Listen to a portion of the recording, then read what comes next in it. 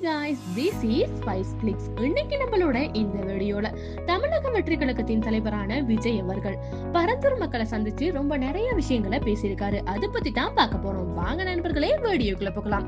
வீடியோக்குள்ள போறதுக்கு முன்னாடி தயவு செஞ்சு என்னோட இந்த வீடியோவை ஃபுல்லா பாருங்க.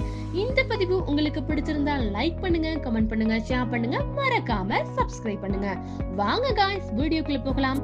அதாவது தமிழக வெற்றி கழகத்தின் தலைவரான விஜய் அவர்கள் பரந்தூர் மக்களை சந்திச்சு நிறைய விஷயங்களை பேசியிருக்காரு. அதுல ரொம்பவுமே முக்கியமான விஷயம் என்ன அப்படின்னா, பரந்தூர் மக்கள் விளைநிலத்துல விமான நிலையம் கட்ட வேணாம் அப்படின்னு சொல்லிட்டு போராட்டங்களை மேற்கொண்டு வராங்க. அந்த வகையில அந்த போராட்டங்களை மேற்கொண்ட மக்களை சந்திச்சு விஜய் அவர்கள் அந்த இடத்துல விமான நிலையம் வேணாம் அப்படின்னு சொல்லிட்டு பேசியிருந்தாரு. விஜய் அவர்கள் அரசியலுக்கு கிட்டத்தட்ட 1 வருஷம் ஆக போகுது. அதுல ரொம்ப பெரிய ஆக்ஷன்ஸ் எதுவுமே எடுக்காத நிலையில இந்த விஷயம் தொடர்பாக ரொம்ப பெரிய ஆக்ஷன் எடுத்து அந்த இடத்துக்கு போயிட்டு அந்த இடத்துல விமான நிலையம் வேணாம் அப்படின்னு சொல்லிட்டு எல்லாம் பேசியிருக்காரு. இது ரொம்பவுமே மக்கள் மத்தியில ஒரு சந்தோஷமான விஷயமா தான் மாறி இருக்குது. என்னதான் விஜய் அவர்கள் அரசியல்ல ஈடுபட்டாலும் மக்கள் எல்லாமே அவரை ஒரு நடிகர் கண்ணோட்டத்திலேயே பாக்குறாங்க. அது ரொம்பவுமே ஒரு பெரிய பெருமையான விஷயம் தான்.